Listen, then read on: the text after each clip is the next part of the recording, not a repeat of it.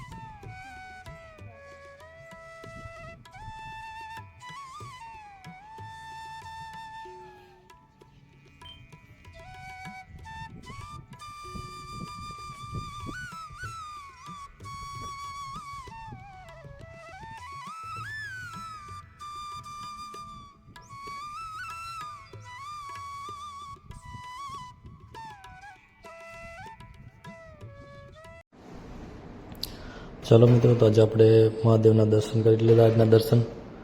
તો હવે મળીએ આવતીકાલે નેક્સ્ટ દિવસ.